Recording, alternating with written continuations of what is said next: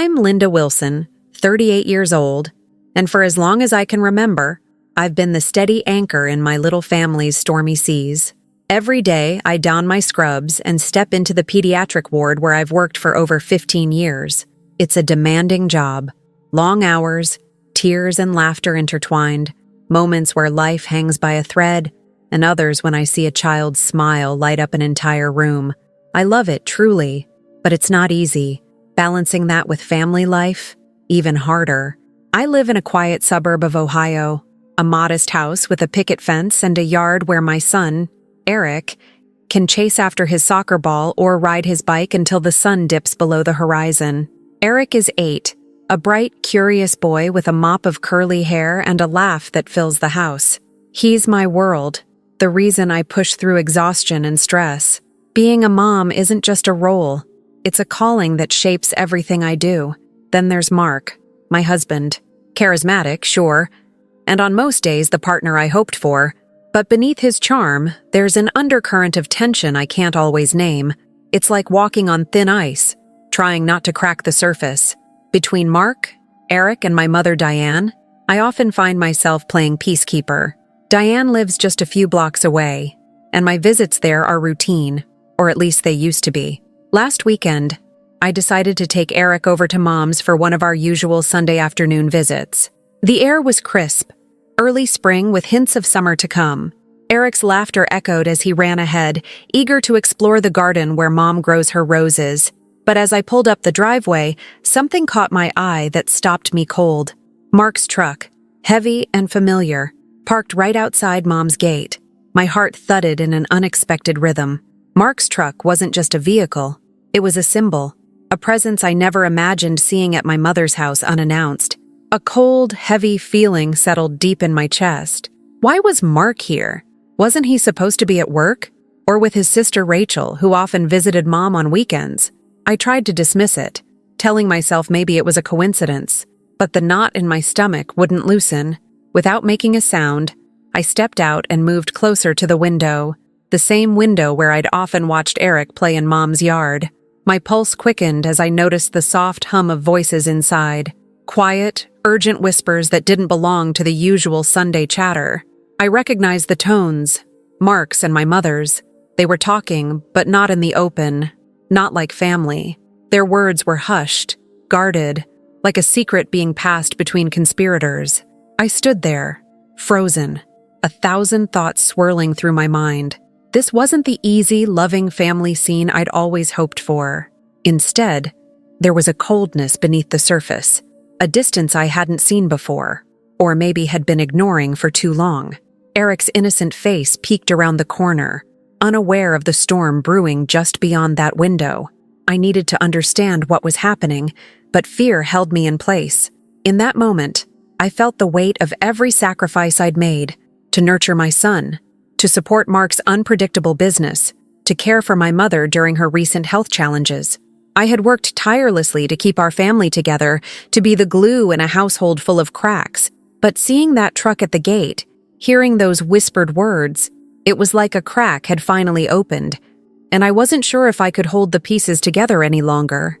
The quiet tension of the afternoon wrapped around me like a fog. I wanted to turn away, to shield Eric from whatever turmoil lay ahead. But deep down, I knew I couldn't. Something was shifting beneath the surface of my life, and I was about to face a truth I wasn't prepared for. Looking back now, I can trace the first cracks in our family's foundation stretching back years, long before that afternoon when I saw Mark's truck sitting there, heavy and ominous, at my mother's gate. It wasn't one sudden moment, but a slow unspooling of subtle exclusions and overlooked boundaries that began to wear away at my sense of belonging, like water eroding stone. From the very start of our marriage, Mark's family had this unspoken way of making decisions without me. I remember the early dinners at Mom's house, where conversations circled around Mark's sister Rachel's plans, or my mother Diane's opinions, while I sat quietly, the silence pressing in. It wasn't overt hostility, no sharp words exchanged, but a quiet sidelining that was hard to confront.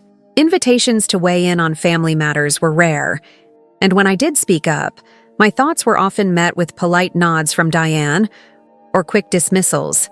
as if my voice was just background noise. Rachel, in particular, seemed to glide effortlessly into the role of the favored daughter, the one whose ambitions were celebrated and whose opinions mattered most. She had a way of charming the room, and the family rallied around her, giving her advice and support on her new job, her social plans, and even Mark's business ventures. By contrast, I was the newcomer, the one who had married in but never truly invited inside the inner circle. It was as if the family had a secret code I didn't understand, an unspoken hierarchy where my place was somewhere just outside the threshold. My mother, Diane, complicated things even further. Her loyalty to Mark was fierce and unwavering, something I admired on the surface, but over time, it became clear that this loyalty came at my expense. Diane excused Mark's faults, brushing off his moments of arrogance or carelessness with a wave of her hand or a soft chuckle. When I raised concerns about money, about fairness, about how the family treated me, her response was often a gentle rebuke, disguised as concern. "Linda, you need to understand how family works," she would say. "Sometimes we have to put Mark first." It sounded so reasonable on the surface, but inside, it felt like a dismissal of my worries, a way to keep me in line. The most painful moments were the birthdays and holidays. At family gatherings, Rachel would be showered with attention, her successes toasted, her opinions solicited. Meanwhile, I'd find myself on the edges, smiling politely as conversations skipped over me, or worse, subtly undercutting my efforts. There was the time at Eric's 5th birthday when Mark casually praised Rachel's organized and ambitious nature in front of the whole family, while my own efforts to coordinate the party went unnoticed. Diane's approving nod to Mark's words stung more than any insult could. In those moments, I questioned whether I was ever truly seen as part of this family, or if I was forever an outsider trying to prove I belonged.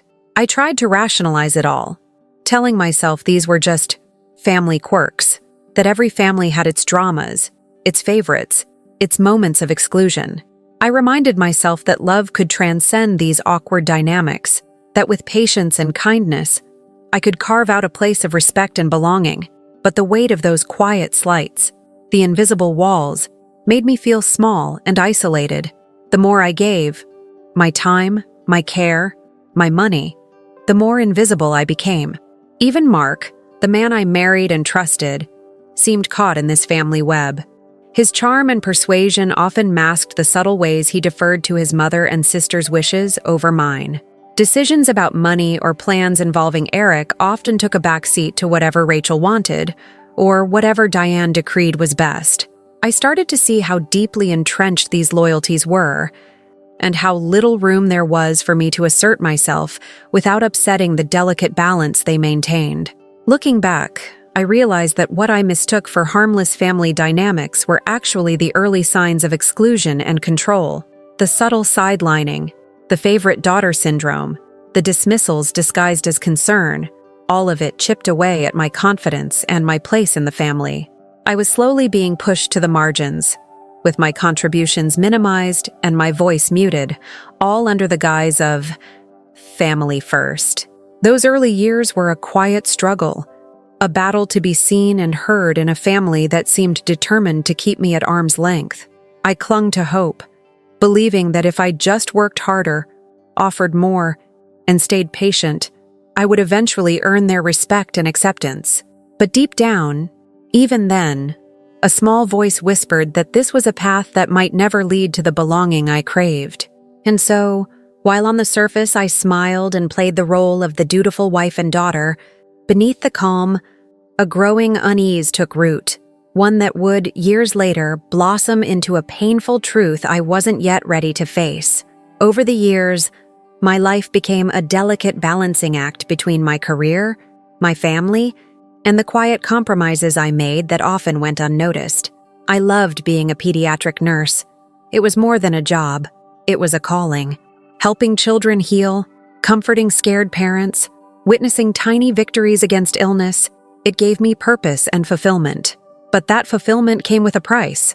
To keep my family afloat, I had to say no to opportunities that could have pushed my career forward, shifts that conflicted with Eric's school events, Additional certifications that required time away, even chances to join specialized teams at the hospital, all slipped through my fingers.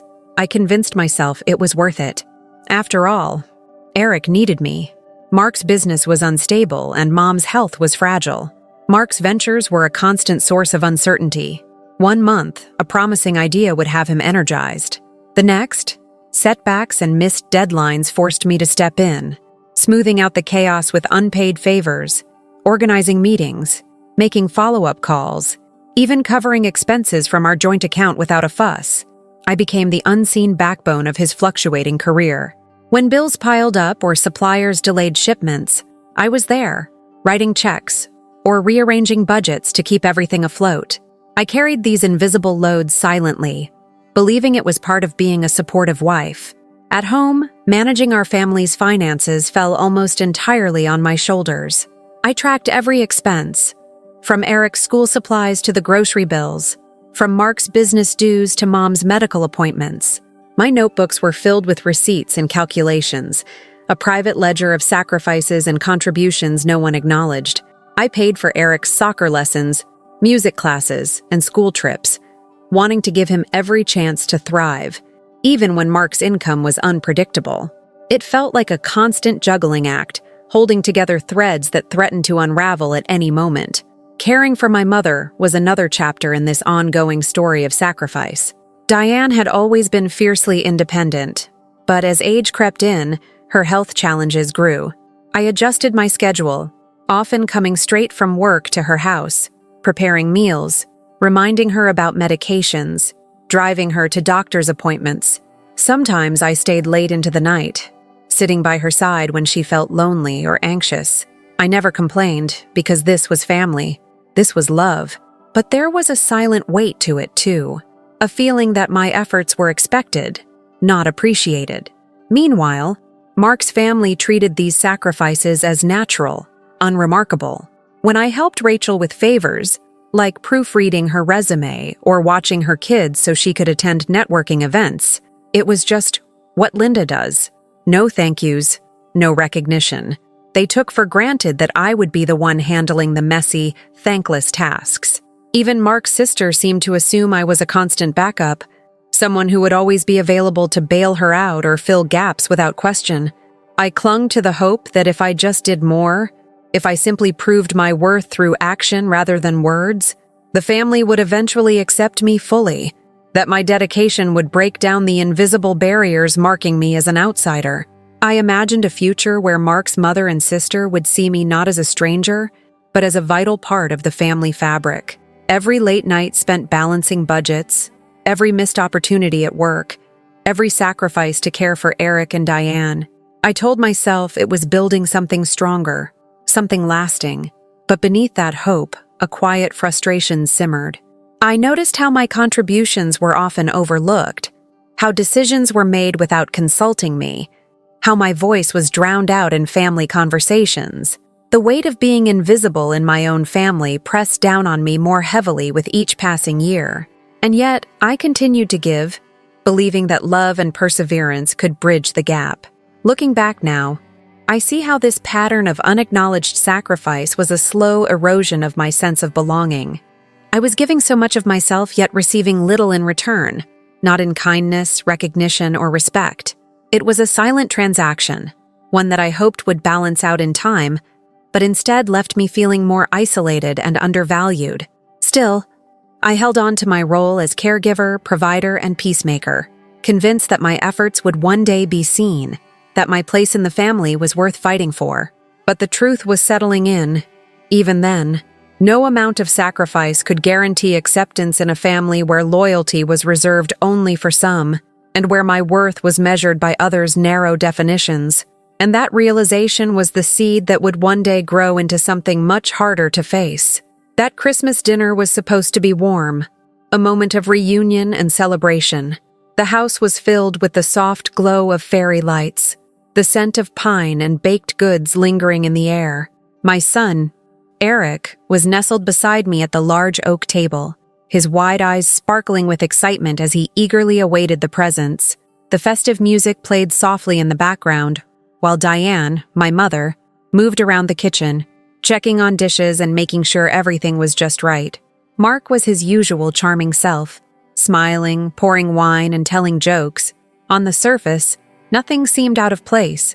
But beneath the twinkling lights and cheerful smiles, something simmered, subtle, but unmistakable. As the meal progressed, conversations flowed around me, anecdotes and laughter bouncing from one corner of the room to another. I tried to lean into the moment, wanted to enjoy it for Eric's sake, but as always, I felt like a shadow blending into the backdrop. Then came the moment that pierced through my fragile calm.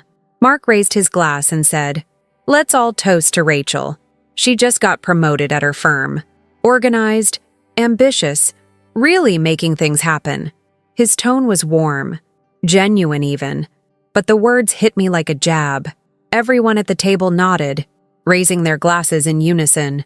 Diane smiled proudly, her eyes shining with approval. Rachel beamed, clearly basking in the family's admiration.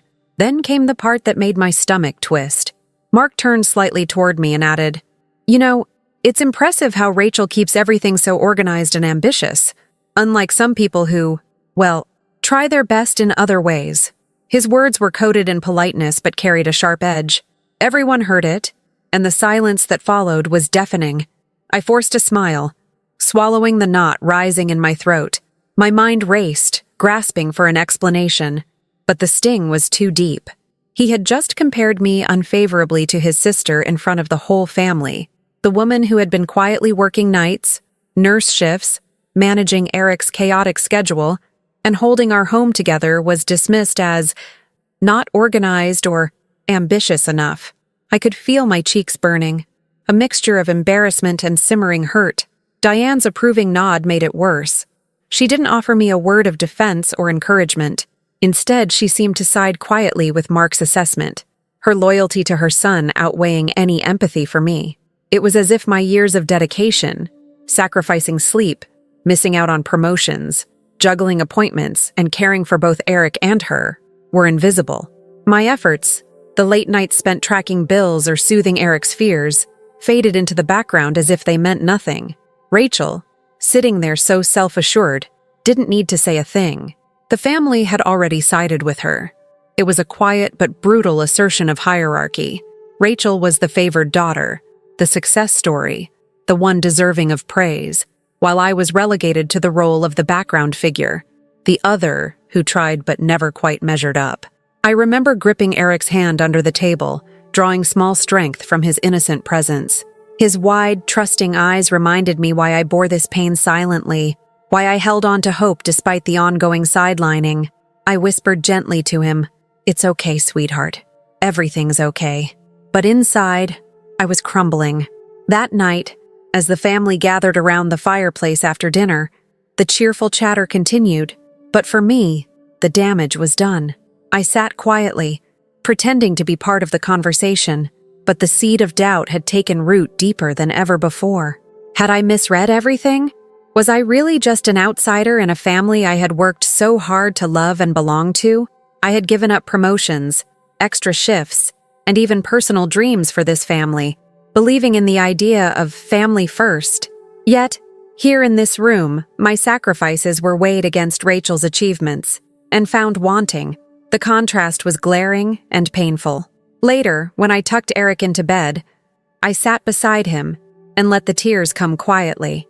It wasn't just about Mark's words or Diane's silence. It was the cumulative weight of years spent giving, hoping, and being overlooked.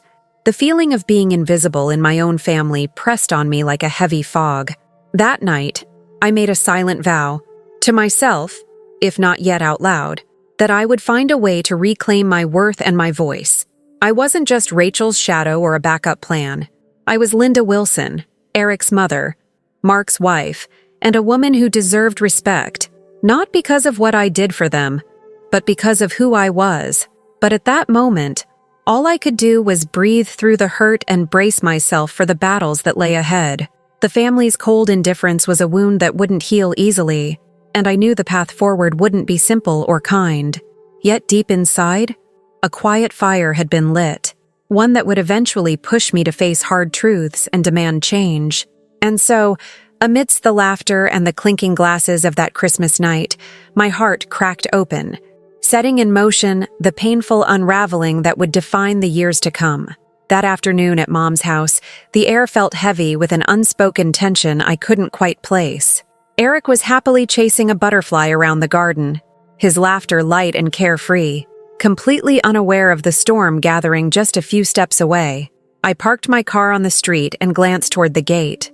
That's when my eyes locked onto Mark's truck. Big, rugged, unmistakably his. It sat there like an intruder, parked just outside Mom's gate, a silent but powerful symbol that stopped me cold. Why was he here? The question echoed loudly in my mind. Mark wasn't supposed to be at Mom's today. Work, errands, or whatever usual excuse I once accepted suddenly felt like a lie. The sight of that truck awakened a cold ripple in my chest, spreading like ice through my veins. My pulse quickened, and a chill ran down my spine as doubts swirled uncontrollably. Something was off, terribly off. I stepped out of the car, careful not to make a sound.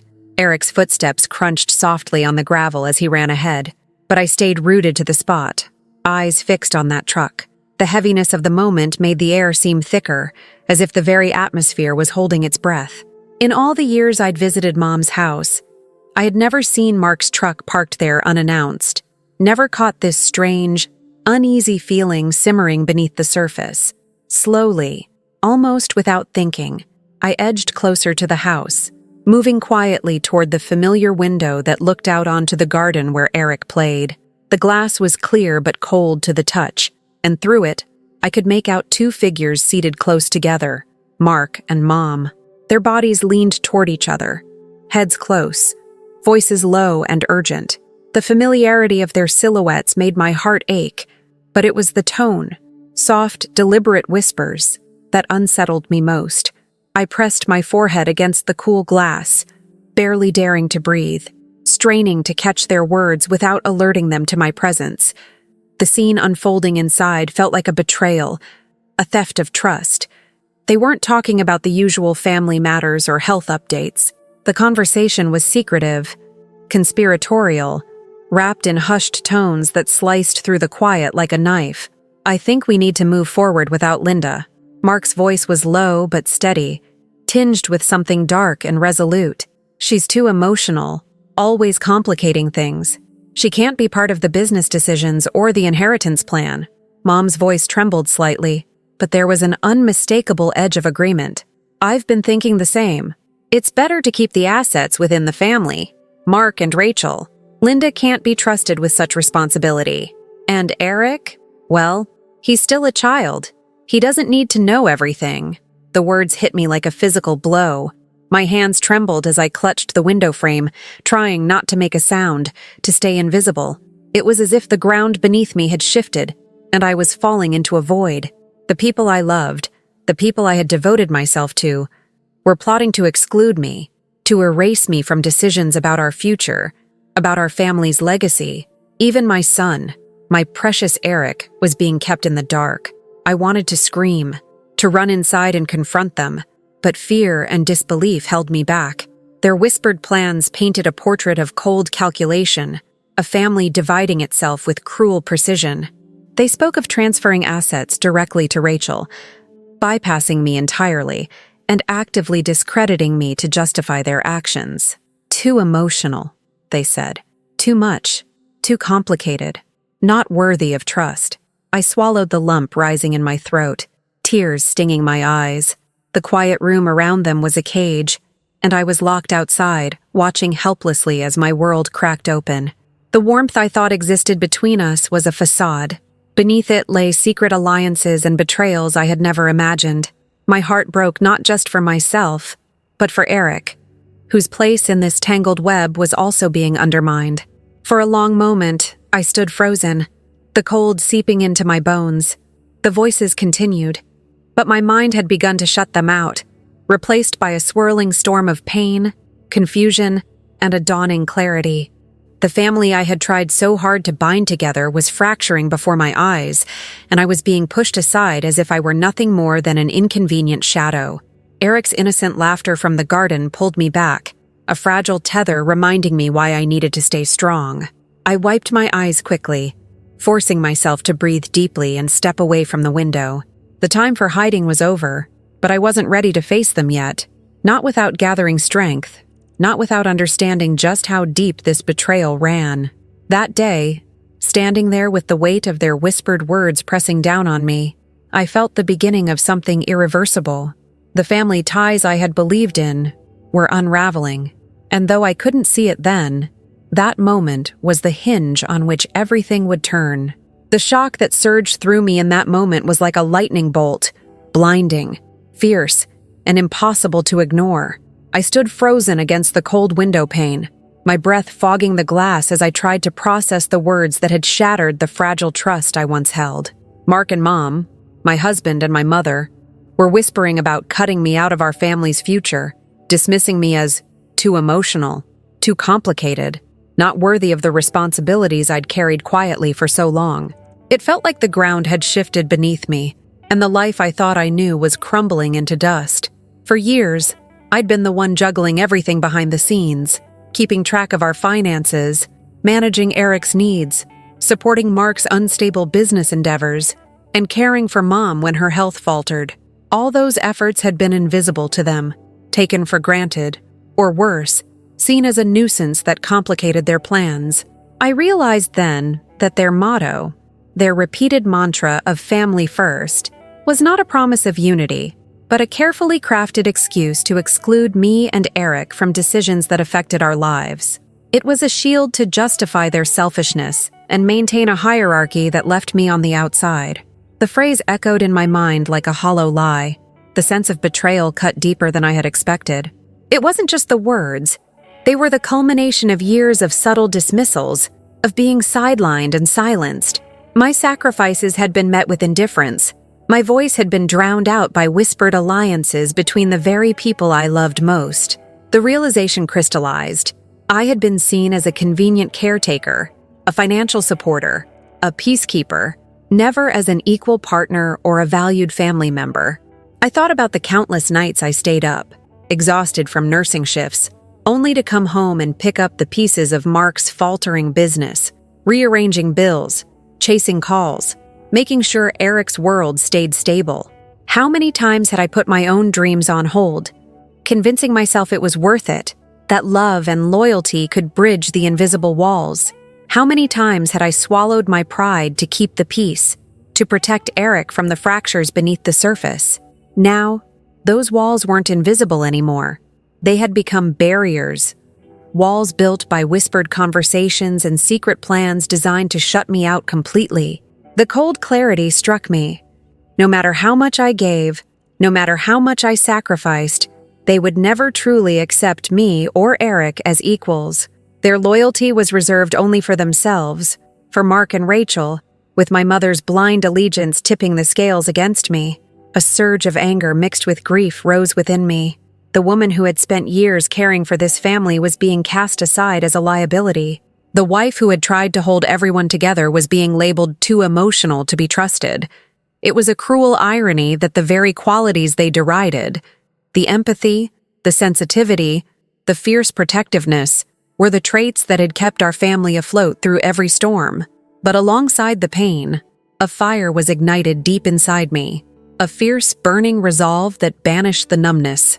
I refused to be their scapegoat any longer.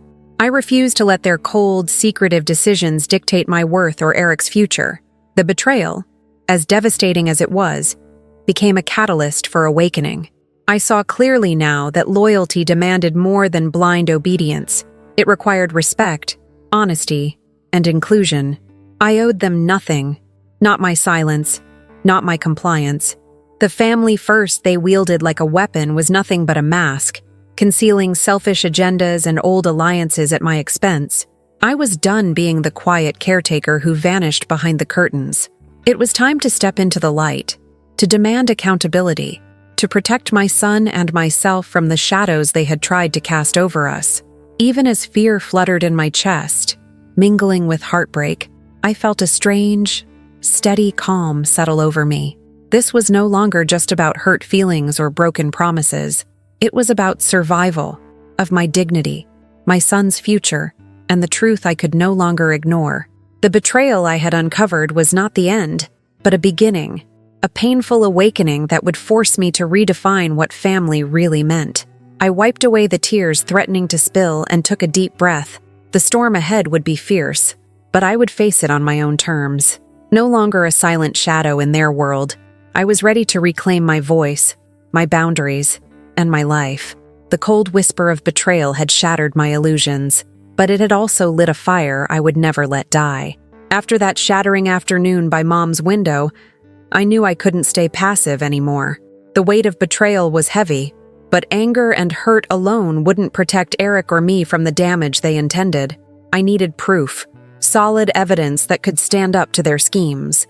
Quietly, carefully, I began gathering everything I could find that revealed the truth beneath their polished smiles and whispered plans. The first step was to document their words and actions. I started recording conversations where Mark's duplicity surfaced. It wasn't easy. Mark was usually careful, switching topics, hiding his true intentions behind charm and deflections. But I learned to catch the subtle slips, the half-phrases and repeated family-first mantras that cloaked selfishness in loyalty. With my phone hidden discreetly in my purse or pocket, I captured snippets of calls and conversations, moments when Mark and Rachel plotted, or when Diane dismissed my concerns with that familiar, condescending, "You don't understand how things work." Each recording was a thread in a growing tapestry of deception.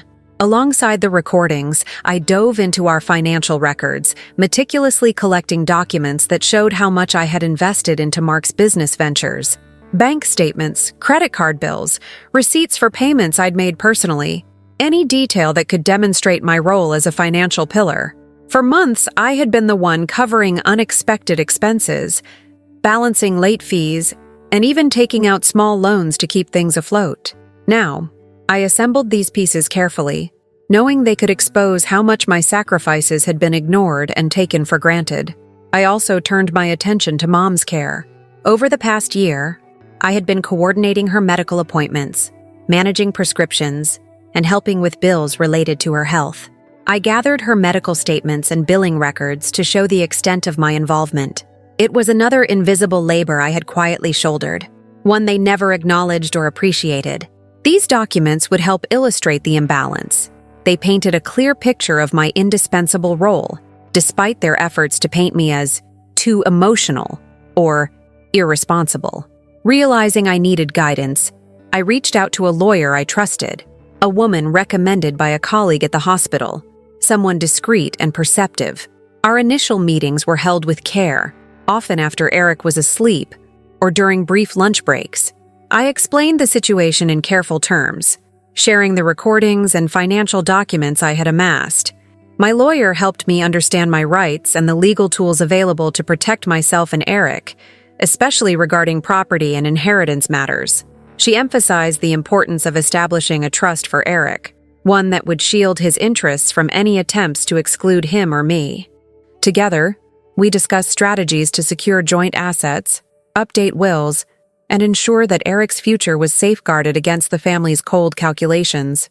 It was empowering, albeit painful, to take these steps. For so long, I had been invisible in their plans. Now, I was learning how to reclaim control over what was rightfully ours. The lawyer's calm professionalism bolstered my resolve. She reminded me that this wasn't about revenge, but about justice and protection. While doing all this, I maintained my outward calm, masking the storm brewing beneath. At work, I was meticulous as ever, my colleagues unaware of the turmoil.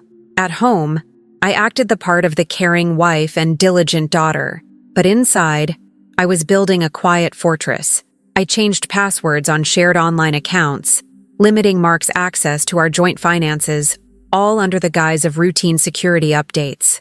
I began drafting a new will in consultation with my lawyer, carefully outlining Eric's inheritance and specifying guardianship conditions. Each action was a calculated move in a silent chess game where I refused to be the pawn.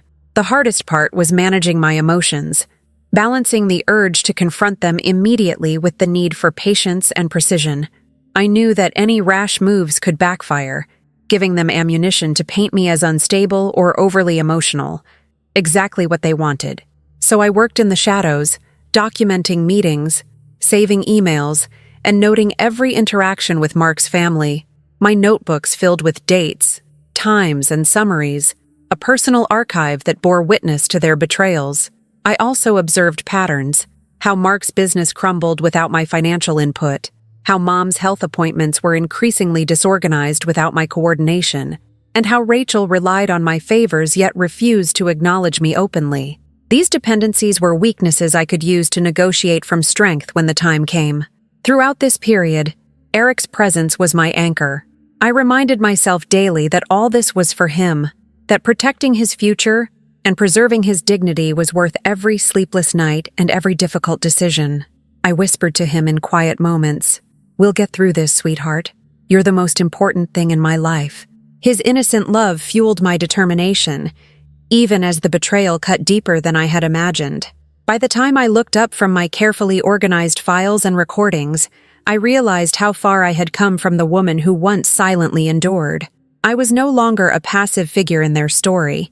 I was preparing to take back what was rightfully mine, and more importantly, to secure the respect and safety my family deserved. The path ahead was uncertain, but for the first time in a long time, I felt a steely resolve beneath the pain, a promise to myself that I would no longer be sidelined or silenced. The pieces were in place. Now it was only a matter of time before I would make my move. I started pulling back gradually, carefully, deliberately, but with growing conviction. The first step was learning to say no. It sounds simple, but for years, I'd been the family's go-to for everything: emotional support, financial help, caregiving. Declining calls from Mark's family wasn't easy. Their voices carried that familiar mix of expectation and entitlement. Rachel would ring, asking for favors, childcare when she went out, proofreading her resumes, organizing events. Diane's calls were more emotional, full of subtle guilt trips, reminders about family duty, or hints about how exhausted I must be. But this time, I started letting some calls go unanswered, or answering with polite but firm refusals. One afternoon, Rachel called while I was at work, asking if I could watch her kids again that weekend. I hesitated, feeling that familiar tug of obligation, but I pictured Eric's tired face after a long day and the weight of my own mounting stress. "Rachel, I'm really sorry," I said gently, "but this weekend is packed with Eric's soccer games and my shifts. I won't be available." Her voice faltered for a moment, a mix of surprise and frustration, but I held my ground. It was small, but it felt like reclaiming a bit of space. Mark's business was another arena where I began pulling back. For years, I'd managed expenses quietly, covered unexpected bills, and even dipped into my savings to keep things afloat when cash flow dried up. But slowly, I stopped answering his urgent requests for money or last-minute favors. When he asked if I could transfer funds to cover a supplier's invoice, I told him I needed to review the budget first before committing. I started delegating financial oversight back to him, refusing to be the safety net for his risky ventures any longer. At home, I changed passwords on our shared bank accounts and online bill pay systems. It felt like a small act of defiance, but also a necessary safeguard. I set up alerts to monitor transactions, alerting me immediately to any large withdrawals. Mark noticed immediately and questioned the changes, but I brushed it off as routine security precautions. I wasn't ready to explain the entire truth. Not yet. My availability for Mom's caregiving also shifted. Previously, I'd rearranged my schedule frequently, skipping lunches, coming home early, or staying late to help with Diane's medical appointments. Now, I set firmer boundaries. When Diane called asking for a ride to a routine checkup, I explained that my work hours were tighter and suggested she arrange transportation through a medical van service or a neighbor. I still helped when it was urgent, but I was no longer at her beck and call. The hardest part was managing the emotional fallout. Each no felt like a small rebellion, but also a pang of guilt. I worried how Mark's family would react, what they'd say behind my back, or how it might affect Eric's relationship with them. But I reminded myself that this distance was necessary. I couldn't keep being invisible and expendable, giving endlessly without respect or gratitude. I documented every interaction meticulously. Notes filled my notebooks, Dates and times of calls declined, conversations where I set boundaries, moments when Mark pushed back. This record wasn't just about evidence, it was a daily reminder of my resolve. When Mark called late one evening, frustrated that I hadn't transferred money for a business expense, I calmly explained that I needed transparency and accountability before any further investment. His tone sharpened, accusing me of withdrawing support, but I stayed steady, refusing to be drawn into arguments. Slowly, the atmosphere changed. Mark and Diane noticed my growing distance. Their calls became more pointed, sometimes dripping with passive-aggressive comments about family unity or getting through tough times together. Rachel's texts hinted at disappointment, and at one point, Diane sent a message reminding me of how much she'd done for me over the years, an attempt to guilt me back into old patterns. But I held firm. I was careful not to burn bridges outright, maintaining a calm and polite exterior. At family dinners, I stayed quieter, refusing to engage in the usual undercurrents of manipulation. Instead, I focused on Eric, making sure he felt loved and secure amidst the growing tension. Financially, I began restructuring our accounts with my lawyer's advice. We set up a trust for Eric to protect his inheritance, moving key assets into it discreetly. This step was critical. It meant Mark and Rachel couldn't easily access funds or manipulate our family's wealth without oversight. The paperwork was complex and emotionally draining, but necessary.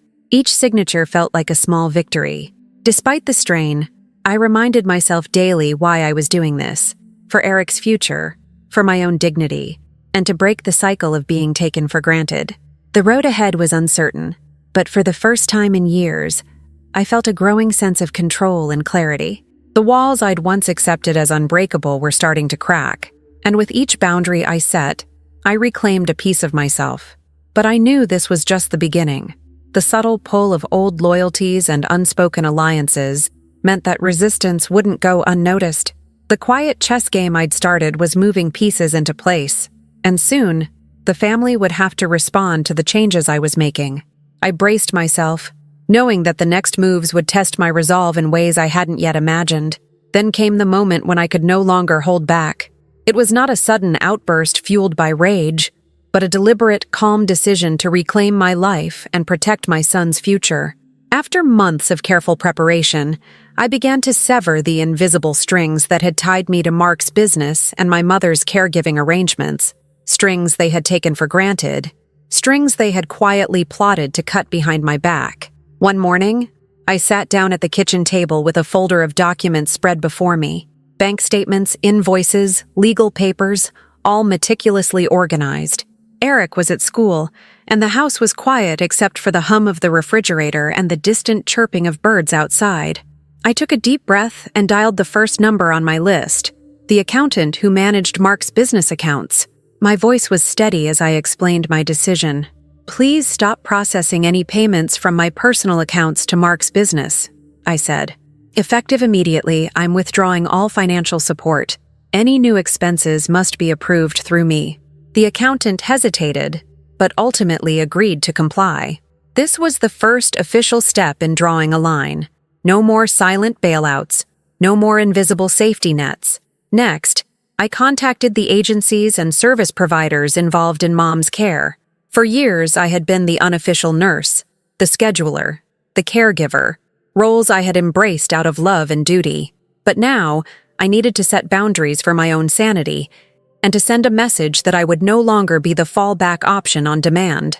I informed them that I was rescinding my informal caregiving agreements and that Mom's care would henceforth be managed by professional services, with costs to be covered by the family collectively.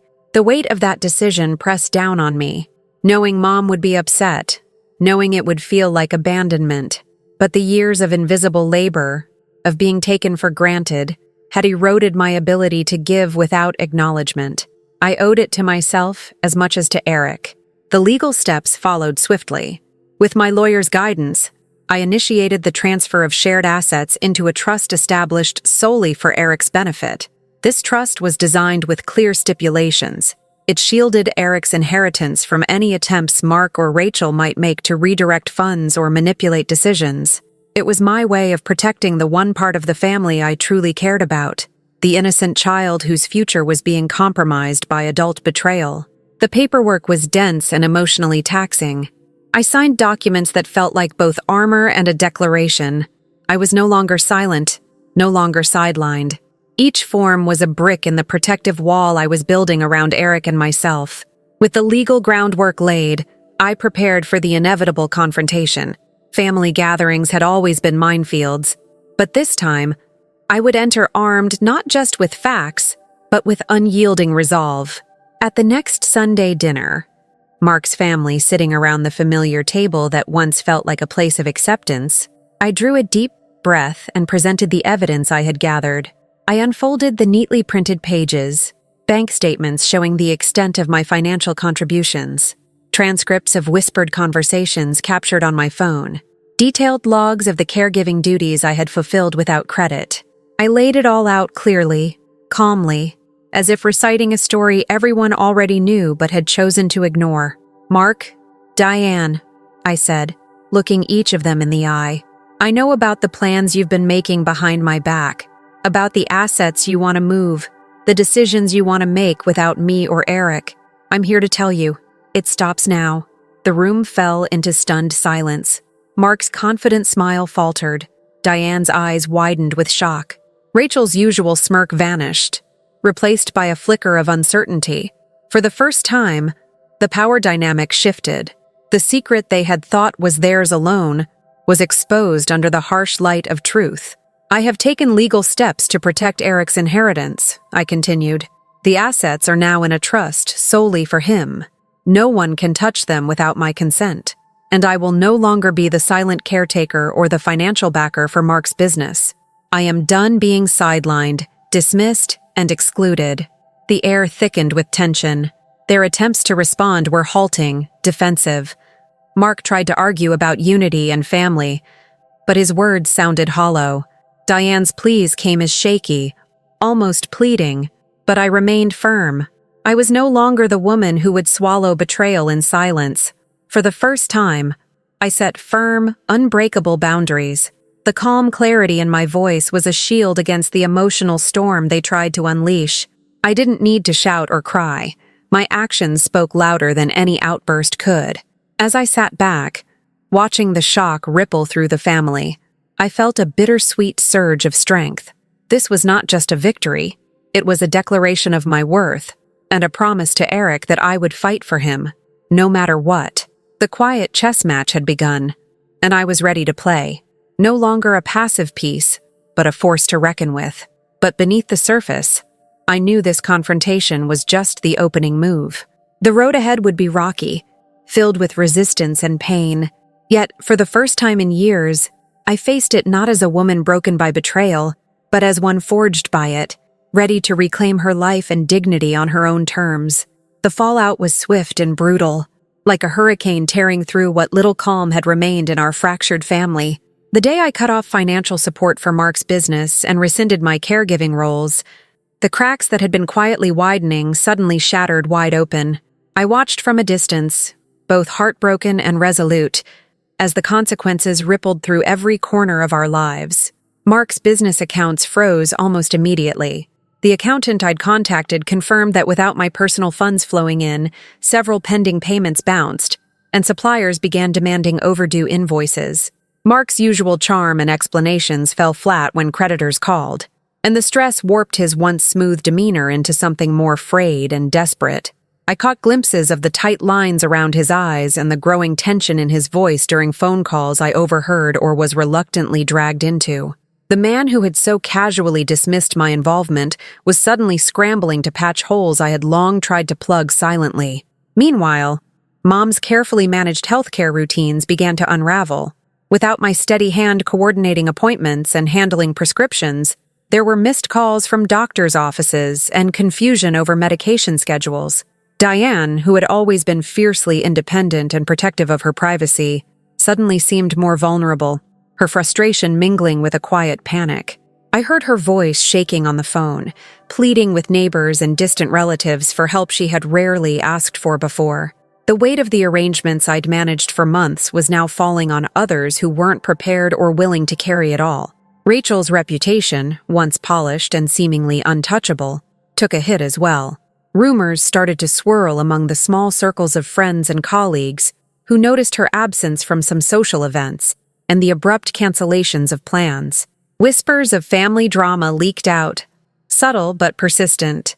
People began questioning Rachel's integrity, not loudly, but enough that I knew the carefully crafted image of success and grace was cracking. Some friends reached out to Eric, asking gentle questions, trying to understand the shifting currents beneath the surface. It was a bittersweet vindication, knowing that the facade was finally showing its true cracks, but it also felt like more fuel to the fire that was now consuming my family. Mark's reaction was predictable but no less painful. The call started late at night, sharp, angry, laced with guilt trips masked as concern. "Linda, you don't understand how hard this is for me," he'd say, voice tight with frustration. "You're tearing the family apart. Think about Eric. Think about us." But beneath the words lay blame, an attempt to make me the villain for setting boundaries I'd long been denied the freedom to establish. I tried to stay calm, refusing to be drawn into his emotional blackmail, knowing that any sign of weakness would only give him leverage. I reminded myself that this was not about punishment, but about survival. Diane's calls took on a softer, more desperate tone. Her usual protective armor slipped as she pleaded with me to reconsider. "Linda, we're family. We have to stick together," she'd say, voice breaking. "Your father would want us to be united. Don't let this bitterness come between you and your own blood." I could hear the tears she tried to hide, the conflict between loyalty to her son and the growing realization that her actions might have caused more harm than good. I responded with gentle firmness, explaining that respect and honesty were the true foundations of family, and that without those, there was nothing left to hold on to. Rachel's attempts to manipulate the situation were more insidious. She reached out to Eric directly, sending texts and asking if he missed her, if he wanted to come over. I intercepted these carefully, shielding my son from the tension. Rachel's words were coated with affection, but I could see through them, an effort to undermine the boundaries I was setting and keep Eric caught in the middle. It broke my heart to have to build walls between Eric and his aunt, but protecting him from emotional manipulation became my top priority. Through all this turmoil, I stood firm. I refused to engage in the blame games or the guilt-laden conversations that Mark and Diane tried to draw me into. Instead, I focused on what mattered most: Eric's well-being and my own peace of mind. Friends and extended family began to notice the shift. Some reached out quietly, offering support or sharing their own suspicions about what had been happening behind closed doors. The polished image of the Wilson family was fracturing publicly now, and sympathy started to swing my way, isolating the conspirators further. Still, the atmosphere at home was charged with tension. Eric sensed the change: the quieter phone, the more subdued visits, the whispered conversations he wasn't part of. But I made sure to create moments of normalcy for him. Soccer practice, bedtime stories, laughter in the kitchen. Protecting his innocence amidst the storm was my most urgent mission. Every day was a battle between the love I had for my family and the resolve I needed to protect myself and Eric. The family I once tried desperately to hold together was unraveling, and while the pain was immense, I knew that standing firm was the only way forward. The consequences of my actions were just beginning to unfold, and I braced myself for the challenges still to come. The pressure didn't just build, it surged, crashing over the fragile remnants of what I'd once called family life. Almost immediately after I cut off financial support for Mark's business and withdrew from the caregiving duties I'd shouldered for Mom, the fallout was brutal and far-reaching. The consequences rippled through every corner of our lives, and I watched it all unfold with a heart heavy but resolute. Mark's business accounts froze like a dam breaking. Without my steady financial input, payments bounced, suppliers issued warnings, and contractors began calling with urgent demands. I overheard snippets of Mark's strained phone conversations, his voice tight, sometimes nearly breaking under the weight of mounting pressure. "We're working on it," he'd say, over and over. But the usual confidence was gone, his usual charm, The persuasive smile that once smoothed over rough patches dissolved into frustration and panic. Watching him unravel was painful. He'd built his world on my silent support, and now he had to face the crumbling edges. It wasn't just the business that suffered. Mom's carefully managed healthcare, a delicate system I'd kept afloat for months, started to falter. Missed appointments, mixed up medication schedules, and confusion over test results became frequent. Diane, fiercely independent and usually so guarded, began to unravel in ways I hadn't expected. Her voice, once steady and commanding, now trembled with uncertainty during phone calls. I heard her pleading with neighbors, distant cousins, even reluctant friends for help she'd never asked for before. The steady hand I'd been for her was suddenly gone, and it left a void she wasn't prepared to fill. Rumors began to swirl around Rachel, too. The polished facade she'd maintained started to crack under the strain of family drama leaking into social circles. Friends whispered about canceled plans, unexplained absences, and the growing tension within her family. I knew some of these whispers reached Eric's school community, where friends and parents began asking gentle, concerned questions. It was a bittersweet relief to see the illusion of perfection shattered, but it also stung.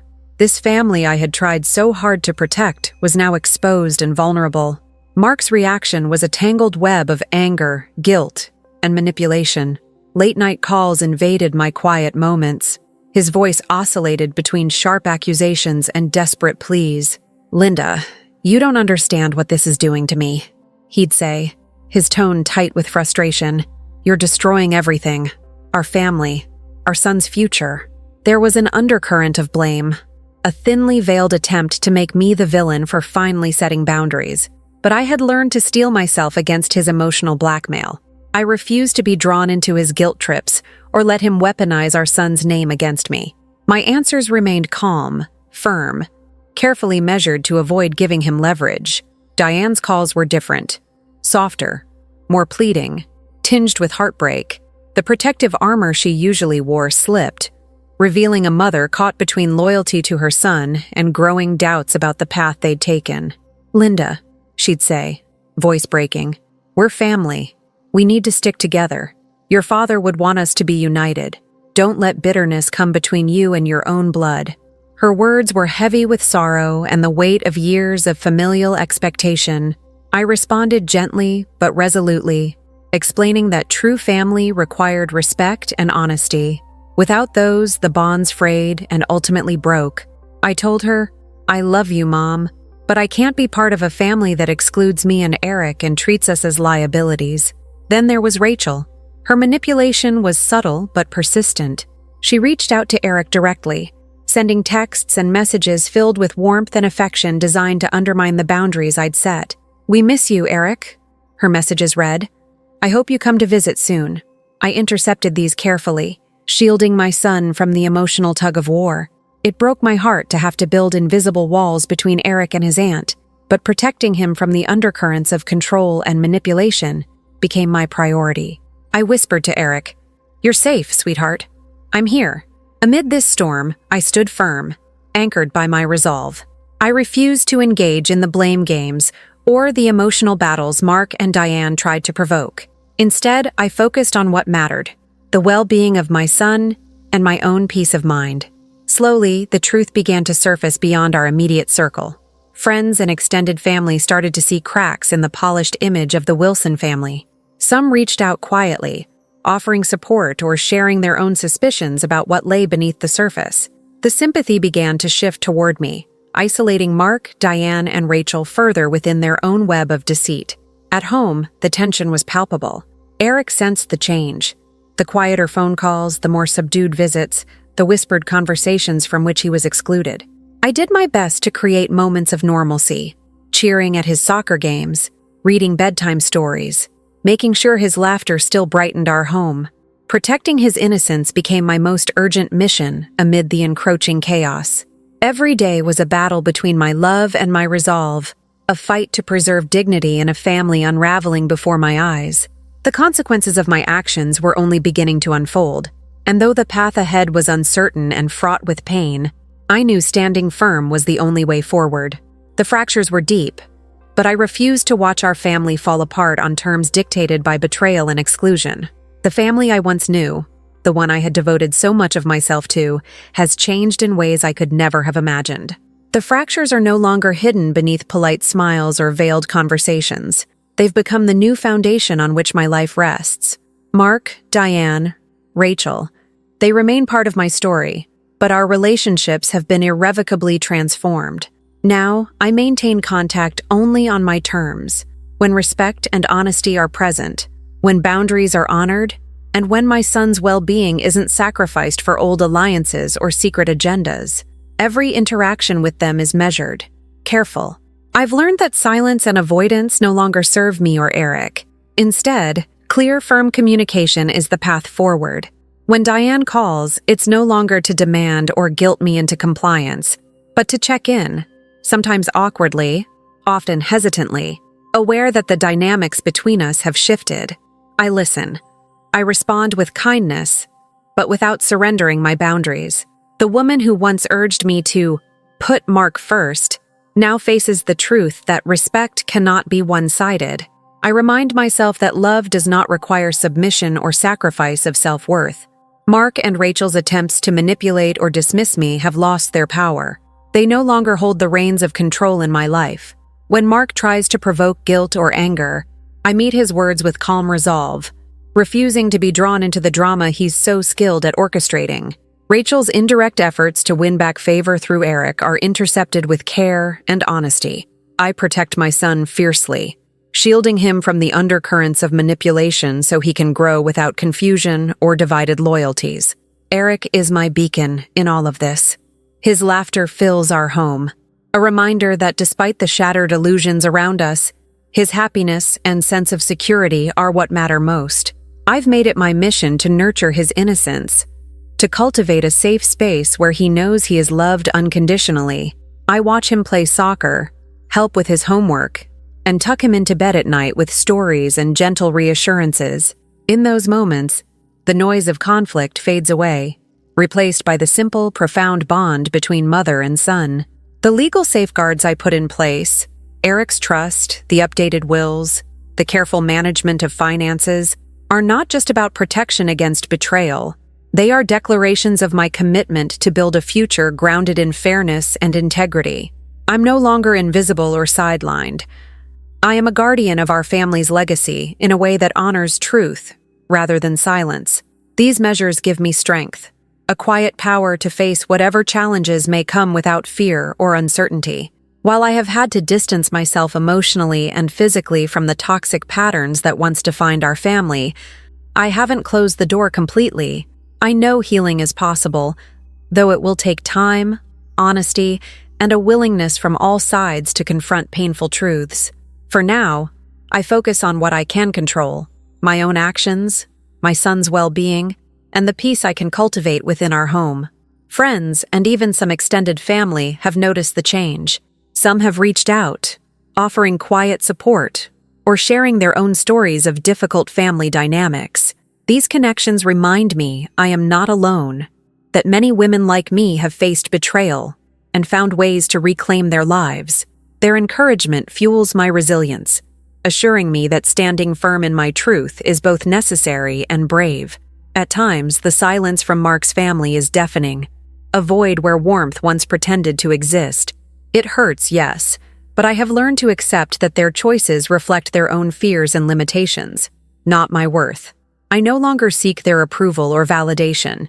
Instead, I invest my energy in building a family defined not by blood ties alone, but by respect, honesty, and genuine love. As I look toward the future, I feel a cautious hope. The pain of betrayal still echoes in my heart, but it no longer defines me. I am stronger now, wiser, more assertive, and deeply committed to protecting what truly matters. My new family is one I shape deliberately, built on boundaries that honor every member's dignity and on a love that does not require sacrifice of self. The road ahead is not without challenges. Mark, Diane, and Rachel will continue to test the limits I have set. Old patterns may attempt to reassert themselves, but I am ready. Ready to stand firm, to speak my truth, and to protect Eric's innocence and future fiercely. This is not just survival, it is reclamation, a promise that I will no longer be invisible, no longer sidelined, but fully present in my own life, my son's life, and whatever family we choose to create from the ashes of the past.